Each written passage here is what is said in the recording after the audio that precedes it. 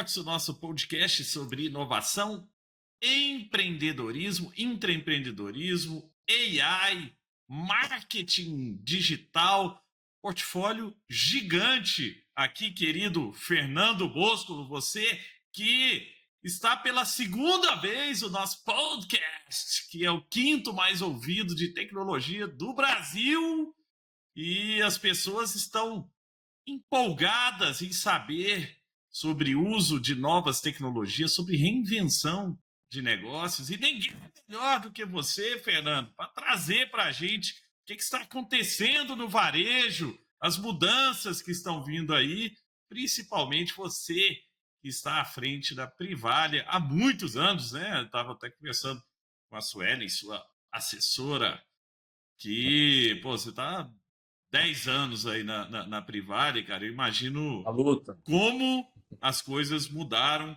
Fernando Bosco, CEO da Privalha aqui no Brasil. Ô, Fernando, primeiro já te dando as boas-vindas, eu queria que você trouxesse um pouquinho só dessa sua história para quem ainda não te ouviu, que inclusive sugiro ouvir o primeiro podcast que nós gravamos juntos. Mas para quem não te ouviu ainda, cara, seja bem-vindo e conta um pouquinho aí da sua história dentro da Privalha e falar também, né, o que como a própria Privalha tem se reinventado. Você que está aí há tanto tempo e em épocas diferentes, com internet vivendo booms diferentes. Agora nós estamos na era da IA. Tô louco para saber o que vocês estão fazendo por aí. Seja bem-vindo, meu querido. Valeu, Gustavo. Primeiro, te agradeço mais uma vez pelo convite. Faz 2 anos que a gente falou pela última vez. É um prazer estar aqui de novo com um público tão bacana, uma audiência tão legal para falar de inovação, tecnologia, que são temas que eu adoro, né? São temas do nosso dia a dia da Privalha. Aí agora, com AI, não dá para dizer, todo mundo agora está envolvido com inovação e tecnologia, mesmo não estando nesse mercado ou segmento. Acho que esse também é um ponto legal do AI, que democratizou o acesso à tecnologia, né? Exato. Como a gente conhece. Bom, como você mesmo disse, né? Eu já tenho um pouco mais já de 10 anos de Privalha, à frente da companhia como CEO um pouco mais de 7 anos. Eu comecei aqui na companhia em operações, 2 anos depois me tornei CEO da companhia. E é muito legal, não só esses 10 anos que eu participei da história da empresa, mas de toda a história mesmo da Privalha, que completa esse ano, aliás, completa esse mês de setembro, 17 anos. Caramba, que legal. E você sabe, né, Gustavo, 17 anos de internet no Brasil, a gente já viu de É de tudo. tudo. Então nós fomos os pioneiros nesse segmento de internet. Lá em 2017 não tinha nada, né? Então foi muito interessante ver toda a evolução do próprio segmento, a evolução também do consumidor, né, na adoção da internet como um lugar de compras, os paradigmas que era, putz, sai de, eu nunca vou querer trabalhar com e-commerce para mim não é interessante, para o outro que agora tudo vai ser e-commerce, não vai mais ter varejo físico, esses movimentos pendulares, e a gente vendo que não é tão pendular assim, as coisas acontecem com equilíbrio.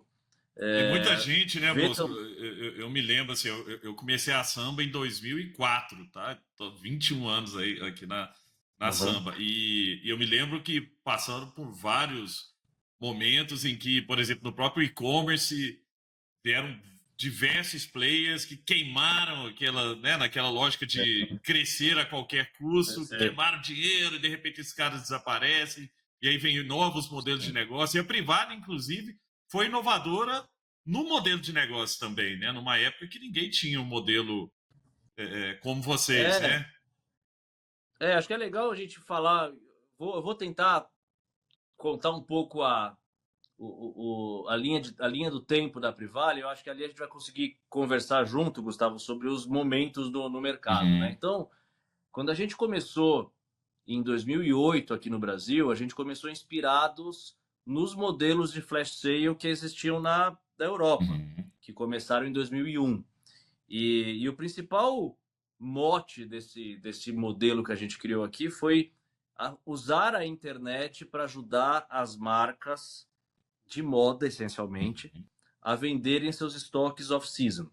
Porque a gente reconheceu lá atrás que essa é uma dor recorrente das marcas, né? Toda marca precisa ter lançamento de novas coleções, primavera, verão, outono, inverno, outras coleções pontuais. Imagina que em moda, além de você acertar a coleção, você precisa acertar a grade, ou seja, P, M, G, PP, GG, e você precisa acertar cada um dos itens, a cor. Então, é muito natural do segmento de moda que você tenha sobra de produto. Uhum. E como a marcação do produto é alta, estou falando de, às vezes, 10 vezes de marcação no produto de moda, vale muito mais a pena você produzir um pouco a mais para tentar vender o máximo possível do que você produzir menos e você ficar com o produto em falta. Só que o dilema de todas as marcas era, não, legal, eu tenho uma sobra de produto que é recorrente e faz parte do meu negócio, mas eu não posso ficar com esse produto parado no estoque sem fazer nada com ele, por dois motivos. Primeiro, que o custo de capital me mata, eu preciso de capital de giro. Segundo, que tem a questão ambiental. O quê? Vou jogar fora o produto? Sim. Só que se eu vender na minha loja o produto off-season, eu vou vender o produto com desconto e não vou vender o produto que aquele cliente propenso que entrou na minha loja quer comprar, que é o produto de coleção.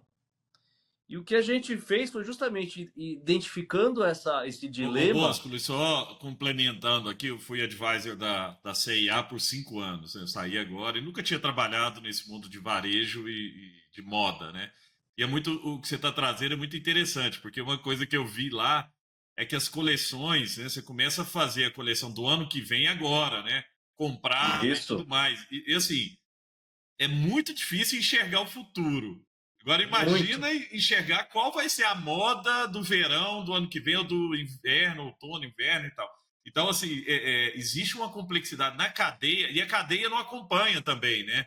Você fala assim, ah, não, então vamos fazer um negócio meio real time. Vou pegar o que está Não bombando dá. agora no TikTok e vou transformar isso em moda. Aí você chega para o fornecedor que fala, não, bicho, eu tenho que importar a matéria-prima, tem que contratar gente, eu não consigo fazer assim, né? A Exato, cadeia inteira exato. é complexa, né? Eu acho que, claro que à medida que você usa a inteligência, a tecnologia, a gente tende a ir melhorando, mas é natural que tenha uma sobra. E a questão toda é, legal, como é que eu faço para vender essa sobra da forma mais inteligente possível? Isso. E foi aí que a gente entrou. Através da internet, a gente criou um modelo onde as pessoas entram todo dia com flash sale, elas não sabem que marcas que vão estar. A gente não comunica essa marca no mar aberto, ou seja, alguém que pesquisar o nome de uma marca não vai ver a Privalho, vai entrar na loja e vai comprar o produto de coleção. E a gente, resolvendo esse problema da marca, foi criando o que a gente chama de um flywheel. A gente, cada vez mais marcas se interessaram por essa proposta. À medida que as marcas se interessavam, a gente atraía organicamente clientes, porque quem não gosta de uma boa promoção? Não precisava vender muita ideia. Fala, olha, se você entrar na Privalha, todo dia você vai ter entre 10 e 15 novas marcas com produtos 70% off do que você mais gosta. Então a gente atraiu organicamente, veio atraindo um público muito grande, e quanto mais público a gente atraía, mais rapidamente a gente resolvia também o problema de estoque. Então, com muito tráfego, eu resolvo em 5 dias o que uma marca levaria 7 meses para vender se ela vendesse num outro canal.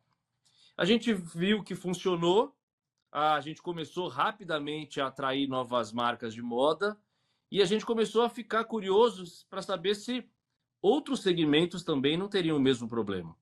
E a gente descobriu que sim.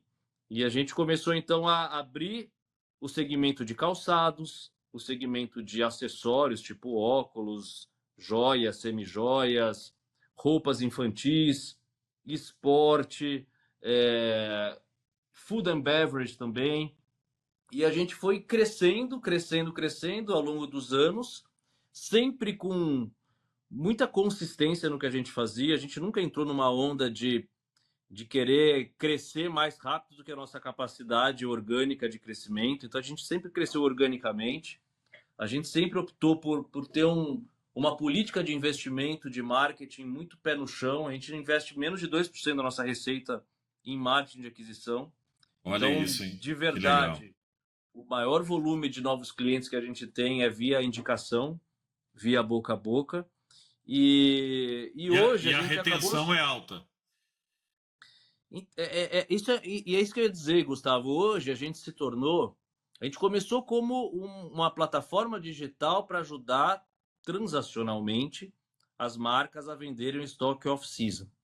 Mas eu poderia dizer hoje que a gente se tornou um canal de mídia. Uhum.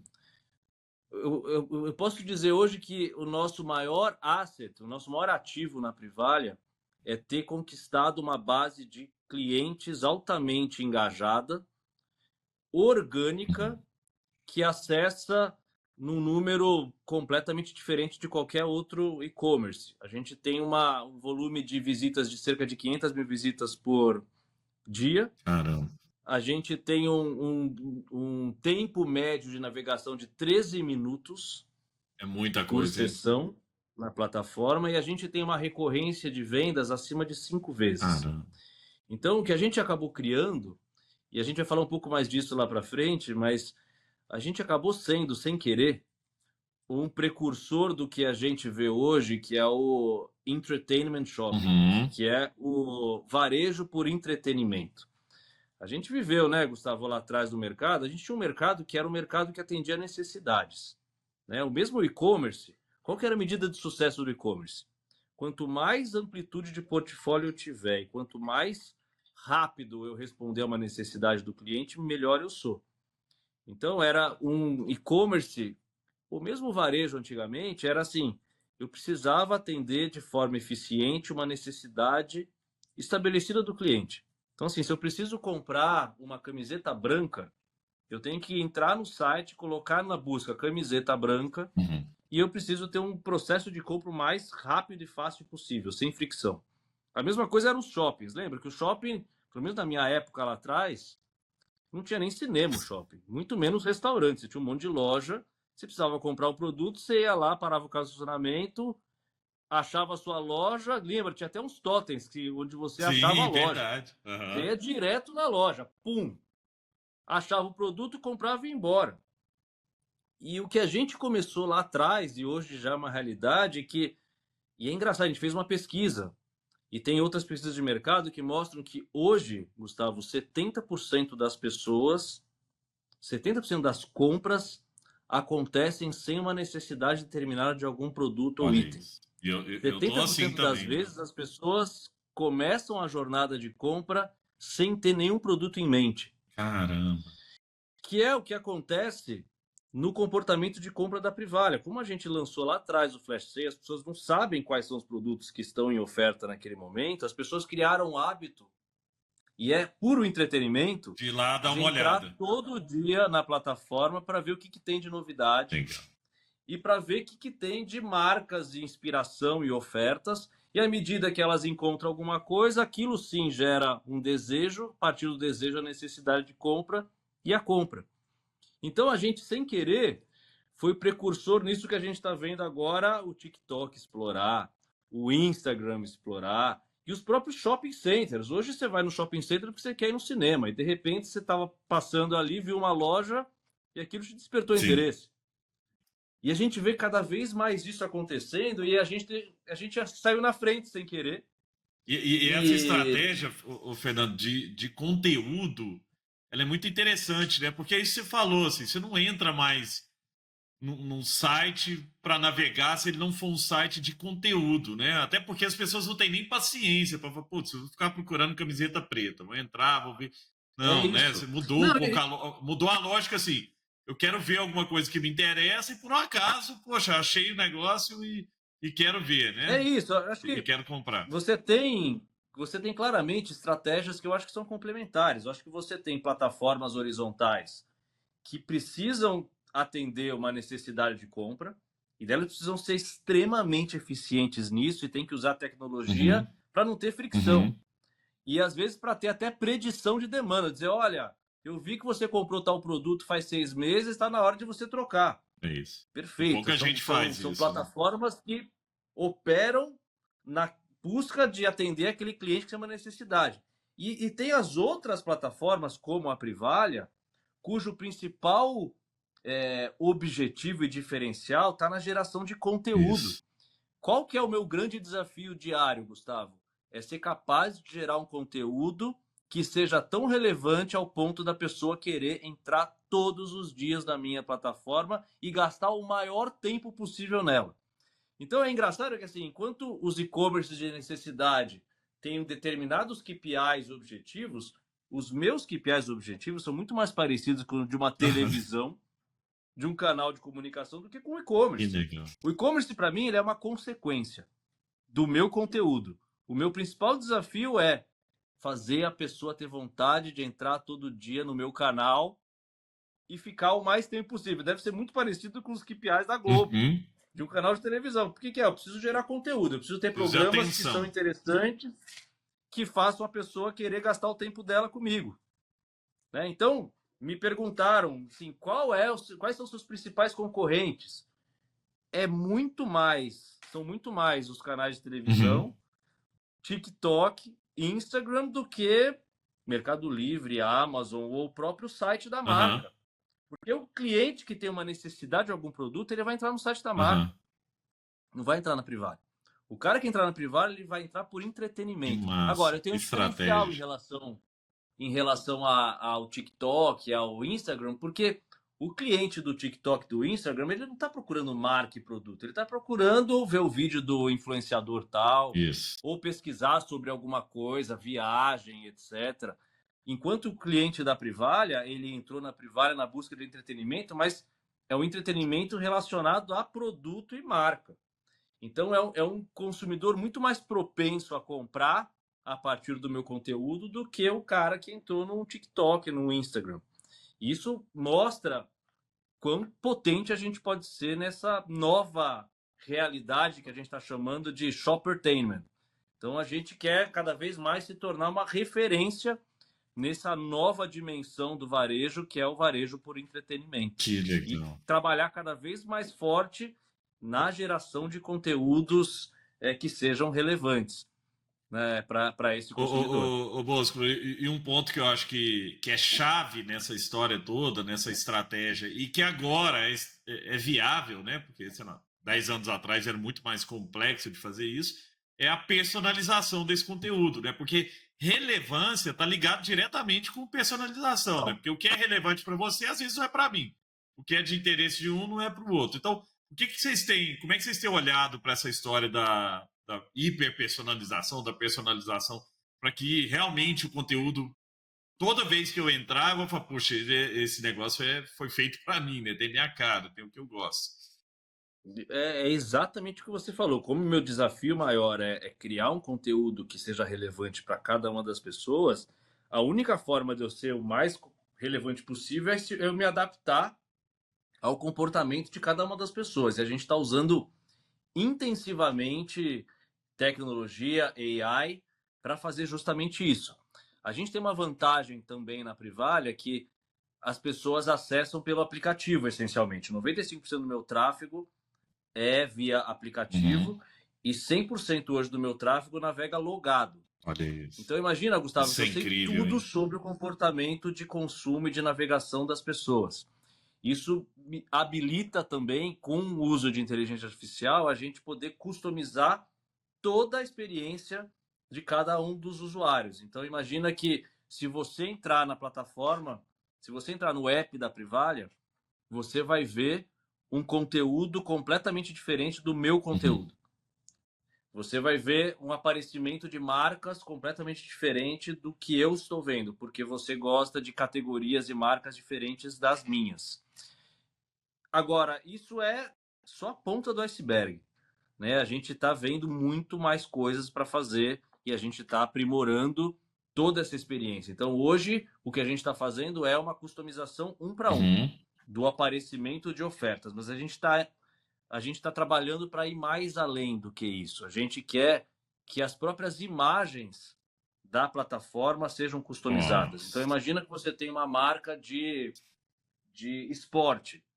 se você gosta mais de futebol, você vai ver um banner daquela marca relacionado ao futebol. Se a outra pessoa gosta mais de tênis, ela vai ver um banner daquela mesma marca com uma imagem relacionada a tênis. A gente também tinha antes, Gustavo, uma limitação que a gente chamava de real estate da plataforma. Então a gente limitava, puta, eu não posso ter mais do que 100 ofertas simultâneas de 100 marcas por dia. Porque a pessoa ela tem um Isso. limite de scroll na plataforma. Porque a gente mostrava basicamente as mesmas ofertas Para para todo todo mundo. mundo. Agora, imagina que agora que eu sei quais são as marcas e ofertas e tipos de ofertas que cada pessoa gosta, a gente consegue ter um volume de ofertas simultâneas 3, 4, 5 vezes maior. Mas Muito mais as direcionado. ofertas que você vai ver são diferentes das ofertas que eu vou ver. Então, simultaneamente, para a empresa, eu vou ter um número enorme de ofertas, mas para você vão ter só 100 ofertas que são as mais relevantes para você. E outras coisas, né? Na própria comunicação. O nosso e-mail já é um e-mail customizado, com as ofertas relevantes para cada uma das pessoas. A gente também acessa via outros veículos de comunicação, além do e-mail, tipo o WhatsApp ou push de forma personalizada. E a gente também usa a personalização no atendimento ao pós-venda. Então, a gente, à medida também da utilização de AI, a gente consegue já saber o seu comportamento, o seu perfil e já conversar com você, né, de acordo com o seu histórico de compras. Então, você nem precisa dizer o que você quer, a gente já vai adivinhar. Ah, então você vai falar sobre aquele pedido XPTO que você acabou de pedir? Né? Você quer trocar? Você já recebeu? Tem algum problema? Porque eu estou sabendo que você comprou esse produto. E a gente, putz, já estou te adiantando um monte de Ô, coisa, né? Bosco, Mas o envio é do parceiro da marca? Ou então, vocês fazem o fulfillment? a gente começou, né, Gustavo, com um modelo de flash sale. No modelo de flash sale, 100% da entrega é minha, porque eu recebo a mercadoria e vendo para o meu consumidor final. Há 1 ano e meio atrás, a gente lançou uma vertical que a gente chama de Brands Place. Basicamente, o que a gente pensou? Qual que era a hipótese? Olha, eu tenho clientes apaixonados por marcas que entram todos os dias na plataforma na busca de oportunidades. Uma vez que eu tenho esses clientes entrando na plataforma, por que não oferecer para eles também, como se fosse subir uma escada rolante e ter um andar da minha loja com as lojas oficiais das marcas vendendo os produtos de coleção delas, como se Tá, fosse uma extensão legal. do Aham. e-commerce. Qual que era a tese? Pô, o cliente é o mesmo. O cliente que está procurando uma oferta de outlet é o mesmo cliente que também pode se interessar por uma oferta daquele produto a preço cheio porque ele não achou o produto que ele queria no outlet. Por que não oferecer isso para ele? E a gente, acreditando nessa tese, lançou 1 ano e meio atrás o nosso Brands Place e está sendo um sucesso incrível. A gente já falei para você, né? Em 1 ano e meio já representa 15% do meu volume total de vendas. Eu já tenho mais de 250 lojas já registradas na minha plataforma, mas de um jeito bacana, que para a loja também é legal, porque ela está numa plataforma cheia de marcas legais, protegida, ela que estabelece o preço do produto, ela que estabelece o catálogo de venda do produto, o que eu ofereço nesse caso para ela é o Fantástico. tráfego.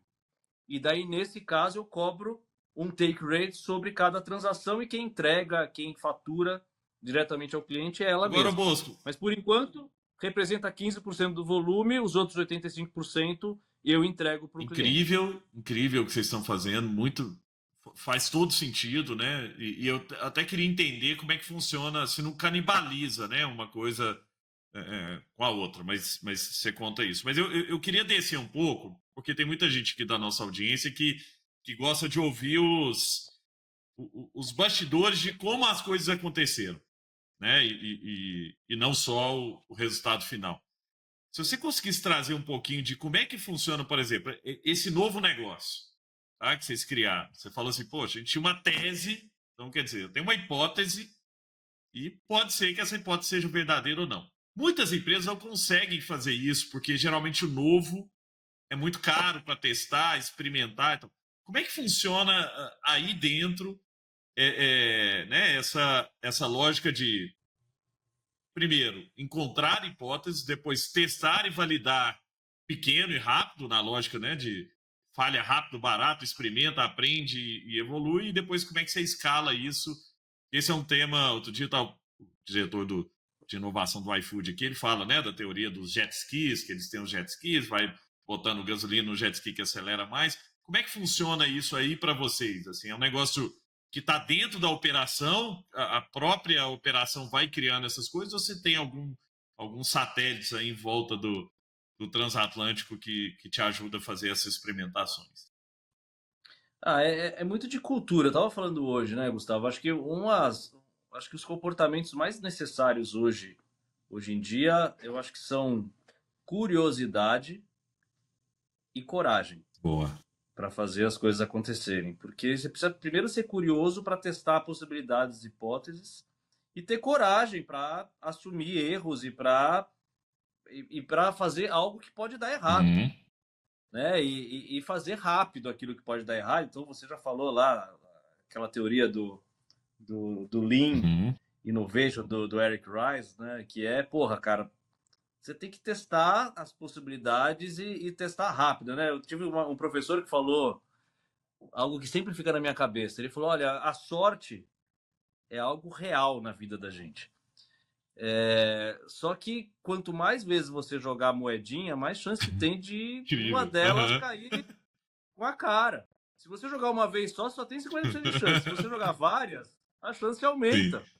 Então joga várias, pô. Só que joga de uma forma rápida e de uma forma que você consiga reverter caso não dê certo. Então, por exemplo, nessa história do Brand's Place, foi um pouco disso. Hoje eu tenho uma plataforma própria que a gente desenvolveu ao longo de muitos anos para o Flash Sale. Se eu tivesse que desenvolver do zero uma plataforma para fazer o Brand's Place, ia demorar muito mais tempo. E custar muito Então, o que, que mais a gente caro. optou? O que a gente optou fazer? Falou, pô, será que não tem uma plataforma no mercado que eu poderia deixar com a carinha da Privalha super rápido e que também o mercado estivesse usando e a gente pudesse plugar rapidamente nas marcas, começar a vender e dando certo lá na frente, a gente avalia se a gente vai continuar com ela ou a gente vai ter que criar nossa própria. E foi isso que a gente fez. A gente fez uma pesquisa de mercado e descobriu que a grande maioria das nossas marcas operavam na plataforma da Vtex e que a gente poderia implementar muito rapidamente com a Vtex a plataforma com a nossa carinha via web, a pessoa entraria clicaria na nosso app num link e sem ela ver, ela estaria indo numa outra plataforma. Então a gente conseguiu implementar em alguns meses essa solução, testou, começou a dar certo. A primeira coisa que a gente fez foi integrar o checkout, porque eram checkouts diferentes, Isso. inclusive. A gente conseguiu puxar, integrar o checkout, deixar depois com a mesma experiência, e agora a gente está evoluindo, e quem sabe lá na frente a gente vai avaliar se vale a pena construir alguma Sim. coisa. Mas Mas olha que testar rápido. interessante o que você está trazendo, porque isso que é legal, essa lógica de experimentação com o que tem, né, Bosco? Porque às vezes a gente quer criar demais, aí você vai fazer um projeto de 2, 3 anos para criar a plataforma para ir. E aí, às vezes, porque assim, nesse caso, a hipótese era verdadeira, mas tem vários casos em que você vai testar, fazer, gastar um dinheirão e ver que não tem fit, né? Aquilo, o mercado não E é queria, difícil, né? viu? Falando agora é fácil, né? Mas a gente sempre quer fazer o melhor possível, o mais perfeito possível. Só que às vezes o feito é melhor do que o perfeito. Uhum. E às vezes a gente tem que lutar contra a tendência de querer fazer a gente mesmo. Então você sempre, principalmente a área de tecnologia, a área de tecnologia adora fazer. Você tem uma área grande de tecnologia, você vai falar, pô, eu vou pegar uma plataforma de mercado, parece um palavrão para eles. Fala, pô, você tá maluco, por que você vai fazer? A gente vai fazer muito melhor aqui. Só que o problema é que a gente demora mais. Né? E E a depois você plataforma de tem que mercado você manter, né? consegue testar Tem pouca rápido. gente E depois você tem que faz, manter. depois você tem que E, manter de pé, né? E e o evoluir, problema né? é que você acaba ficando escravizado na sua própria plataforma. Né? Então tem muita discussão dessa que é, pô, você vai trazer um terceiro, você vai ficar escravizado na plataforma do terceiro. Eu acho o contrário, às vezes é muito mais fácil você estar escravizado na sua própria plataforma do que você estar no terceiro. No Isso. terceiro você pode mudar para um quarto, para um quinto, você pode fazer outras avaliações. Mas, enfim, não é uma decisão Lembra muito fácil. aquela lógica antigamente, quando começou a surgir nuvem, né? Eu lembro que a gente ia vender plataforma de vídeo para as empresas de TV e tal. E o cara falou: não, mas eu vou botar na nuvem, eu tenho meu servidor aqui, fica aqui do lado, eu consigo ver. É, Falei, cara, isso não quer dizer nada, né? Aquela falsa segurança de que não, tá dentro de sim, casa e tal. E a mesma coisa, sim. né? Ah, mas é o código que eu faço. Não tem. É super tricky isso. E tem uma outra questão que a gente fez aqui também, que é o tal do dilema da inovação. Uhum. E essa também foi uma decisão difícil, mas eu acho que fez muita diferença, que é sempre a gente tem uma tendência, e tecnicamente e financeiramente até faz sentido, de você começar um novo negócio aproveitando todas as áreas já existentes. Então, puta, eu vou pegar a área de finanças, vai prestar serviço para essa nova BU, que é o marketplace, a área de marketing, a área comercial, e com isso eu vou conseguir começar o negócio de uma forma leve, sem muitos custos. O problema, cara, é que na primeira dor de barriga, o cara nunca vai olhar para o negócio que Sim, representa exato. 5%, 6%, 7%. E acaba que isso faz com que o negócio nunca seja um negócio Uhum. relevante, porque o centro de gravidade do negócio principal é sempre muito forte. Então, uma coisa que a gente fez desde o dia 1 foi criar uma estrutura totalmente independente do Brands Place. Então, eu tenho hoje Ah, que um legal, hein? CEO de Aham. Brands Place, né? E ele tem toda a estrutura com ele. Ele tem estrutura comercial com ele, ele tem estrutura de marketing, estrutura de operações financeira, e ele tem que responder pela P&L Uhum. do negócio Que dele. massa, hein? E Que aquilo legal. começou como 5%, 10%, e era pouco relevante para o negócio como um todo, mas para ele, o 10% era Sim. 100%. Era a Ele vida aquilo dele. ali. E Então, o time inteiro ele não ali pensava em pensando dia e nada e o noite, né? time inteiro só pensava naquilo, só pensa Que naquilo. legal. Né? Então, esse também é algo super importante. Não é fácil, mas eu estudei muito, eu estava com uma ideia diferente, eu fui para um curso Você fora, fez Stanford, vim né? com a cabeça feita. Falei, cara, não, cara, vai dar M se eu deixar essa área integrada, a gente vai matar o próprio Que negócio. legal. Ô Bosco, e como é que é, assim, vocês têm alguma estrutura de experimentação? Que é uma das coisas também que eu vejo muito, é que as pessoas e as empresas não sabem experimentar hipóteses ou testar hipóteses, né?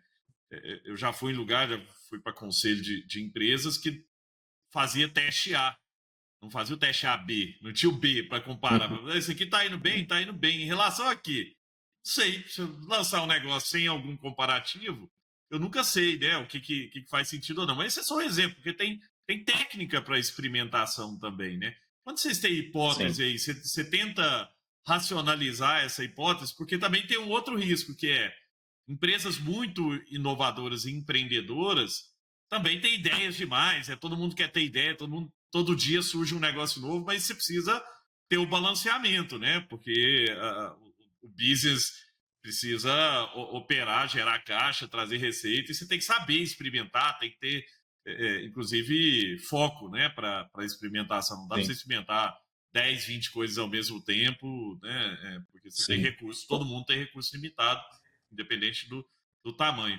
Como é que é? Como é que funciona isso aí dentro, assim? Para esse caso específico, eu não sei se tiveram outros, mas surge uma hipótese, o que é? Quem valida? Como é que isso vai para board? Ou isso é dentro de uma estrutura menor? Ou é dentro do C-Level?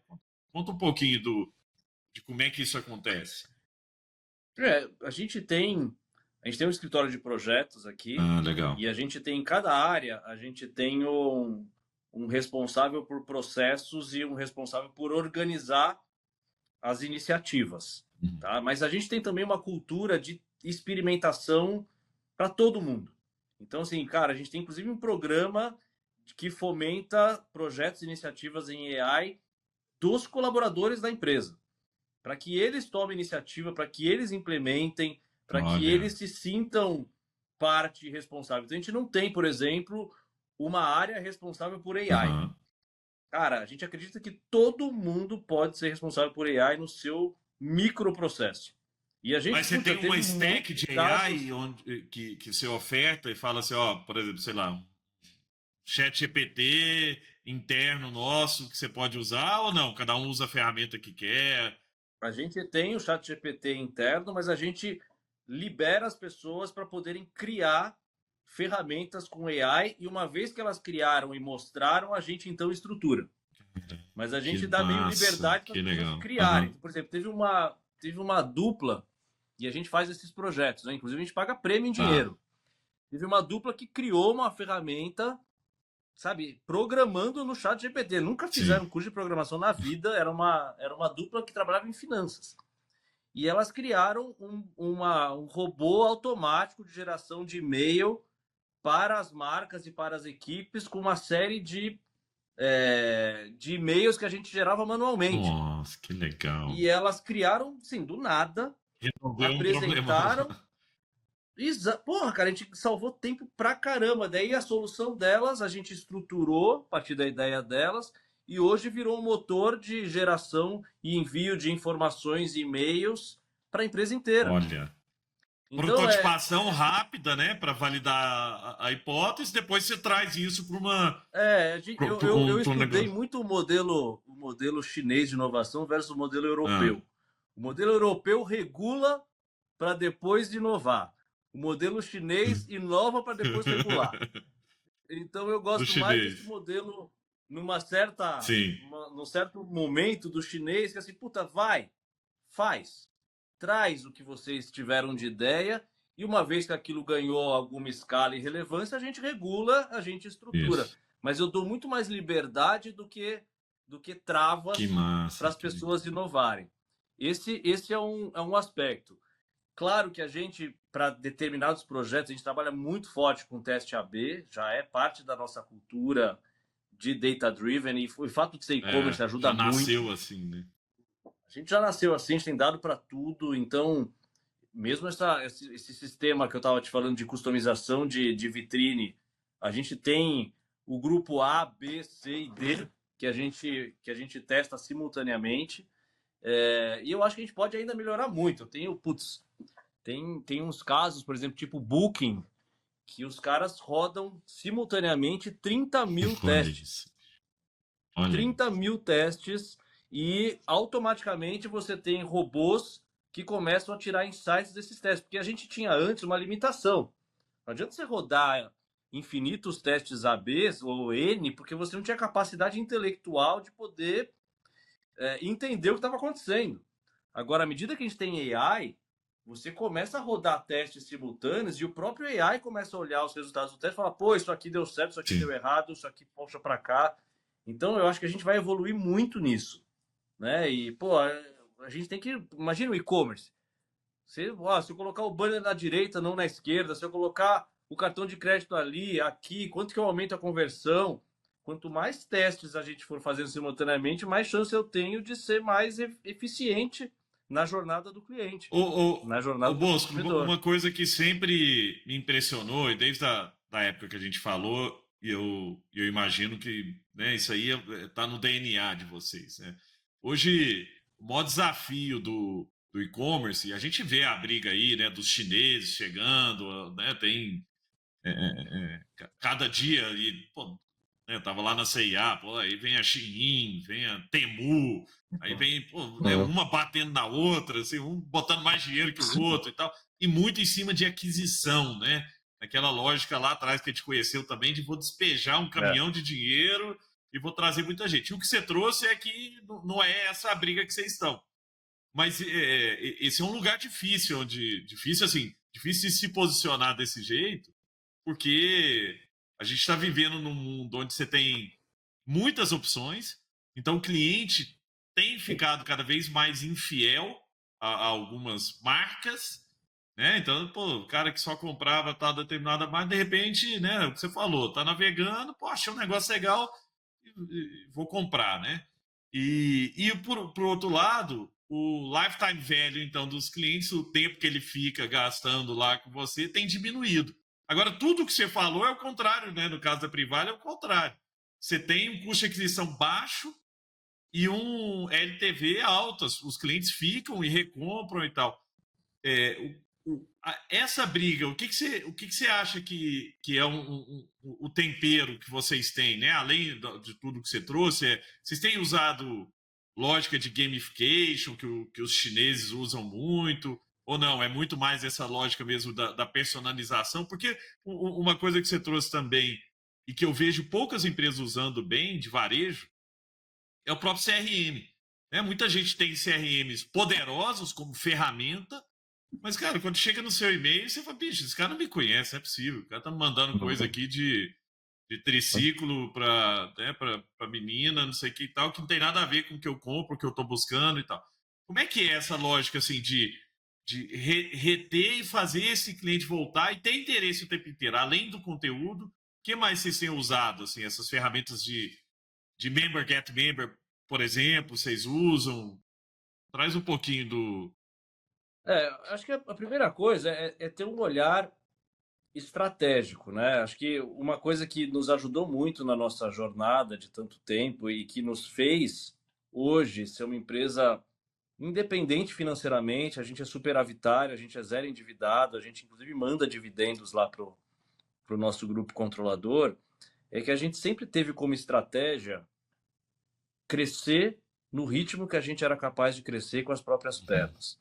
A gente sempre preferiu ser consistente do que aproveitar hypes, sabe? E olha, aí é tentador, viu? A gente, Imagino. naquela época do hype, teve muita gente que chegou pra gente e falou: pô, mas por que você dá EBITDA? Por Acelera, que né? você gera Queima e caixa? Por que você cresce. não gasta? Por que você não gasta isso em crescimento? Você está crescendo 17%, a gente crescendo 40%. E eu sempre disse: eu não quero crescer 40%, alavancando a minha empresa e trazendo um consumidor que não é o meu consumidor. Uhum. Eu prefiro crescer consistentemente todos os dias, operando na minha arena, numa arena em que eu sou competitivo, numa arena em que eu entrego valor. Então, acho que a primeira coisa é isso, é ter uma visão estratégica consistente. Eu sempre Consistência, acredito incrível. que, cara, você ficar aproveitando maré a favor e contra, ainda mais num país de ciclos como o É. Brasil, é muito difícil. Eu acho que é melhor você ir devagar e sempre com consistência do que você ir navegando com hypes, né? Então, eu acho que esse é o primeiro ponto. Acho que o segundo ponto é saber muito bem a arena que você vai competir. Então não adianta eu querer competir na arena das plataformas Uhum. horizontais. Cara, a minha arena é competir com gente que gosta de marca, né? E com gente que se interessou pelo meu conteúdo.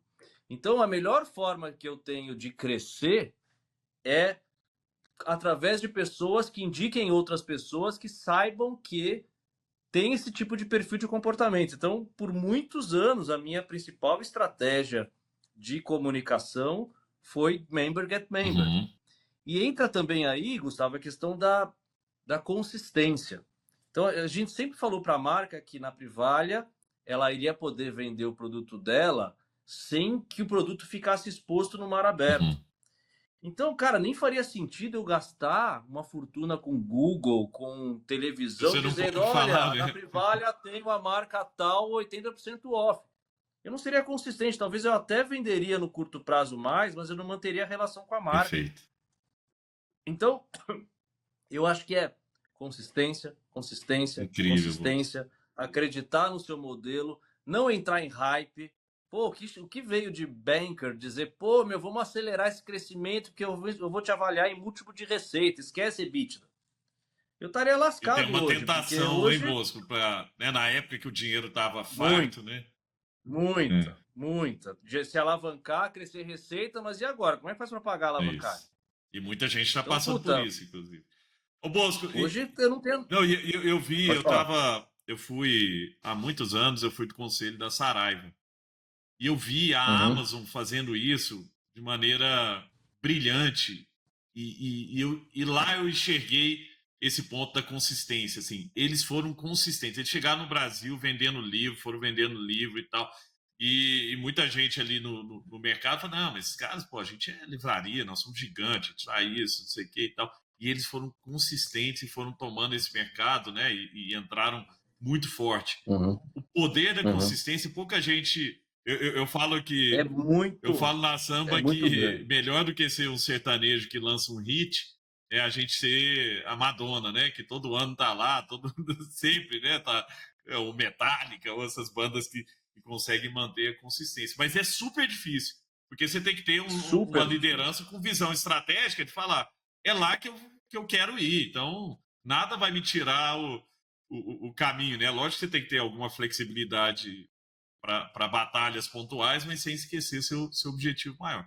Mas já caminhando agora para o nosso fechamento desse papo que está muito legal, Bosco, conta para gente como é que você vê o futuro do varejo. Assim, agora, como você trouxe, tem vários players entrando que não eram de varejo, tipo Instagram, o TikTok, né? Já vi reportagens aí falando, o TikTok Shop vai acabar com o Mercado Livre, vai ser o líder desse mercado, porque eles têm a audiência, eles têm a atenção e tal. Como é que vai virar isso? Porque ao mesmo tempo, os players puros e aí eu não estou falando de vocês, não. O player puro de varejo também está querendo ir para o lado de conteúdo, o player de conteúdo querendo ir para o mundo do varejo, e vai virar uma briga muito mais complexa, né? Com entrantes ou com players na indústria que até então não eram competidores diretos do seu negócio. Como é que você tem visto, assim, olhando para o futuro,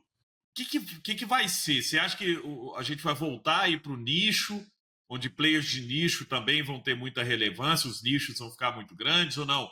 Vai ter que ser, só vão sobrar alguns players de massa, né? E alguns segmentos. Como é que você vê essa batalha assim com tanta gente grande lutando, né?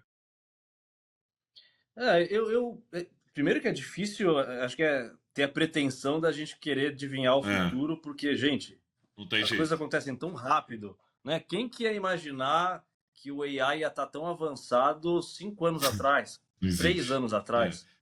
A nossa vida mudou a minha vida mudou Total. completamente. Eu sou Bosco antes e depois do chat GPT e do LLM, cara. Impressionante. Bosco, A gente, eu tenho certeza você eu também. esqueci só de Ah, fazer um ponto aqui que é exatamente isso que você está falando, que é tire o chapéu da privada para que você tenha total liberdade de falar qualquer coisa, não é a visão privada. Aí eu queria a sua aham. visão, do Fernando Bosco, que tem o visão de negócio, pensando assim, vamos botar 10 anos, para não ser nem um futurismo de curto prazo, para pensar mais. Na verdade, a gente quer enxergar aqui um pouco da sua visão de, cara, vai ser tudo virtual, vai existir loja ainda, vai ser nicho, não vai? Traz um pouco de futurologia mesmo, assim, mas mais para te tentar pegar a essência de para onde o mundo pode ir, né?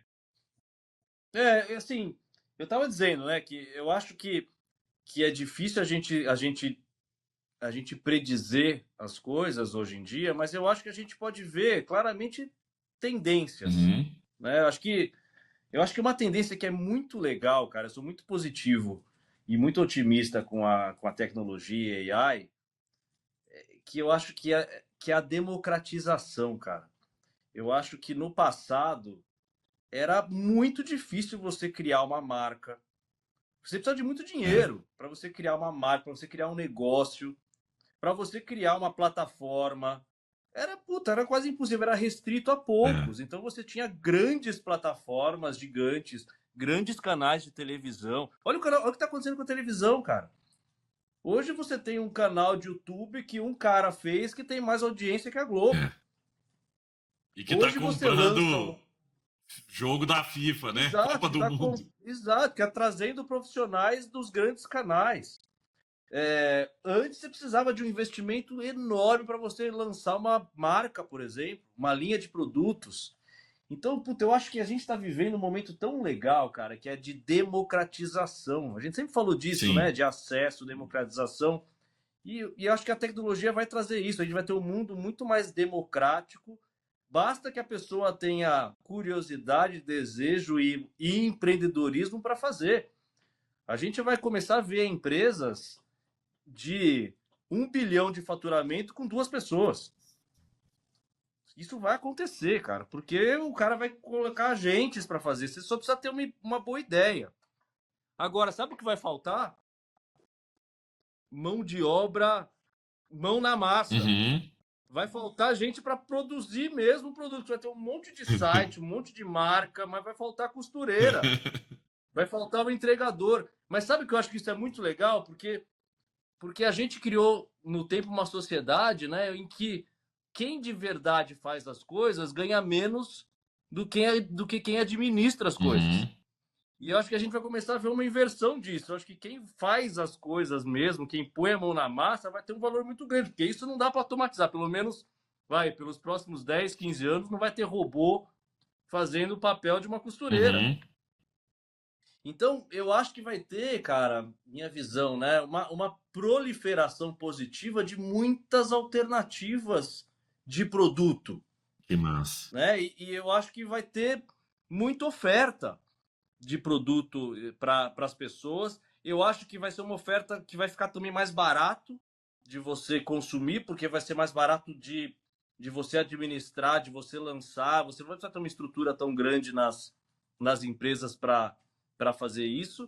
E eu vejo claramente que a gente vai ter essa divisão do varejo de necessidade, e você vai precisar, toda a marca, ela vai precisar ter uma oferta de produtos que atenda, de produto e serviço, né, e operação, que atenda a necessidade das pessoas, mas ao mesmo tempo ela precisa estar presente nas outras plataformas e que as pessoas estejam em entretenimento e de repente elas vão ver aquele produto. As marcas vão precisar estar nos dois lugares.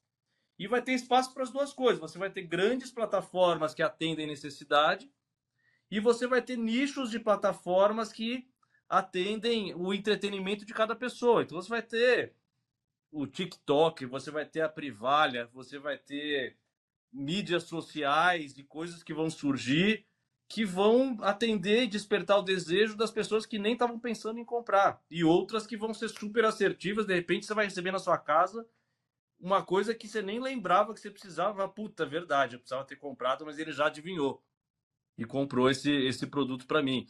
Eu acho que, inclusive, esse é algo legal. Eu acho que, inclusive, para as plataformas de necessidade, muito provavelmente, não vai ser uma pessoa que vai comprar o produto. Uhum. Você vai colocar um agente, vai programar o agente do Gustavo de repor todos os produtos de necessidade que você precisa, e quem vai negociar com as marcas vai ser o agente. Vai ser o agente do Gustavo Com a negociando com o gente da agente de marca. venda da marca.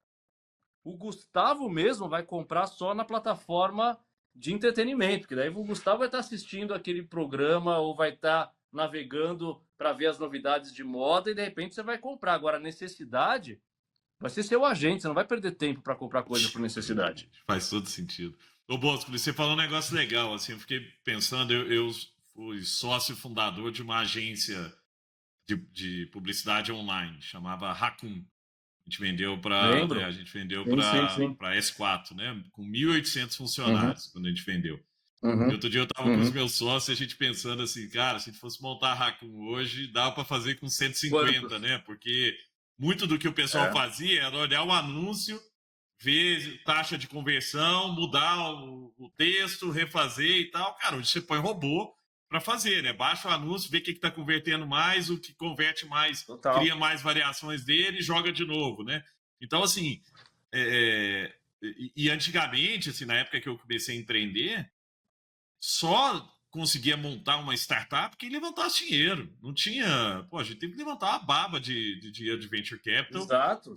E aí era super restrito, né? Porque o capital de risco, por mais que tenha esse nome, ele é avesso a risco. Então o cara nunca quer investir também em ideias muito iniciais e tal. Uhum. Agora não, cara, dá para o menino abrir o Lovable, começar. Meu filho aqui, de 12 anos, está começando a programar no Lovable. E criar uma Exato. coisa que eu falo assim, cara, era tudo que eu sonhava, assim, você ter uma ideia e daqui 3 dias essa ideia tá no ar, né? Sem gastar Isso é muito, muito legal. gastando US$ 50. Quem imaginava, né? Então, o que você está trazendo é muito interessante porque muda essa lógica eu vi o Bill Gates falando outro dia que a gente está saindo da era da escassez, que é pouca gente Uhum. tinha acesso a conhecimento, né? Você foi para Stanford, teve que estudar Uhum. fora, então você tem um conhecimento que era, tipo, cara, eu tenho conhecimento que pouquíssima gente teve acesso ao conhecimento que você tem. Agora a gente está indo para a era da abundância, onde se o cara. E aí eu adorei o que você falou. Se você tiver o mínimo de curiosidade, porque as respostas estão aí. Para Uhum. a maioria das coisas que você estudou em Stanford, que eu estudei no MIT e tal, cara, se você fizer a pergunta certa, ela vai aparecer. O ponto é, as pessoas têm curiosidade, têm É isso aí. vontade, querem, né, fazer alguma coisa diferente, porque as ferramentas estão disponíveis. O conhecimento está disponível. Agora, se você não tiver vontade também, ninguém vai pegar na sua mão e digitar, né? Mas que está muito mais fácil hoje você criar, né? E a gente que está há muito tempo no mercado, é impressionante, né? Como é que isso mudou.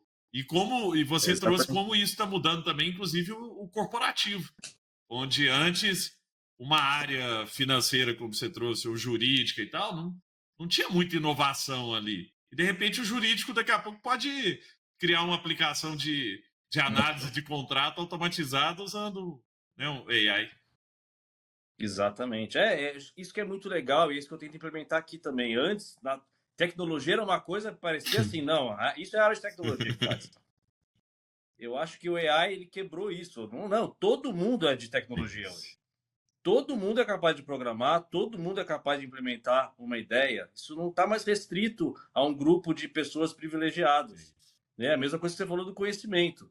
Eu acho que hoje em dia tem muito mais a ver com a sua capacidade de curiosidade e de perguntar. Esse Perguntar. é um desafio, inclusive, para que eu acho que para a educação, né, Gustavo? A gente tem um sistema de educação que ensina a gente a responder responder mais do que Uhum. perguntar. A gente aprendeu a dar respostas. O vestibular ele avalia quem dá a melhor resposta. Enquanto que a gente está indo para um mundo que, cara, a resposta já está dada. Não interessa a resposta, interessa a pergunta. Então, como é que a gente está ensinando as pessoas a fazerem perguntas? É isso. E a gente não ensina. Inclusive dentro das empresas, né, Bosco? Assim, as empresas É. treinam os líderes, por exemplo, o cara é diretor, ele tem que ter resposta. Você é CEO, você tem que ter resposta para Uhum, tudo. Sabe que eu fiz uma mentoria de 1 hora com Satya Nadella. Durante 45 uhum, minutos ele fez. Satya Nadella, né, para quem não conhece, é o presidente mundial da uhum. Microsoft e indiano e tal, e veio de uma história super legal. E durante 45 minutos de 1 hora, ele me perguntou coisas. Olha Sim. que doideira. O cara, para mim, para mim, a minha cabeça era assim: eu vou lá para Redmond, que é a sede da Microsoft, vou sentar e ele vai ter resposta para todas as perguntas que eu fizer. E o cara, na verdade, ele Sim. só tinha pergunta. Pô, de onde você veio? Como é que são os seus pais? Como é que você foi criado? Que não sei o que e tal. Cara, o cara tava na capa da Time Magazine. Então, isso que você está trazendo é poderoso demais para quem está nos ouvindo aqui, que é mais importante do que você ter resposta para tudo, é você saber fazer boas perguntas, conectar os pontos, porque às vezes está na Isso sua aí. frente, mas você não consegue conectar. A gente está vivendo também uma era da receita de bolo. As pessoas querem Sim. assim, como que eu faço para ficar rico? Tipo, Dica, dica. 10 passos para ficar rico. Tem que acordar às 5 horas da É, manhã, tem que tomar banho gelado, tem não sei o que, é, né? Assim, não, eu quero um é, script e eu vou repetir isso. E não é isso. é. O ponto, na verdade, Isso aí. na verdade, é conectar isso, mas partindo do que você começou falando, que é partindo da curiosidade. Assim, você tem que querer resolver algum problema, se preocupar com alguma coisa, querer mudar alguma coisa, ter algum propósito maior, senão também a máquina vai substituir com muita tranquilidade, né? O trabalho Total. braçal demais.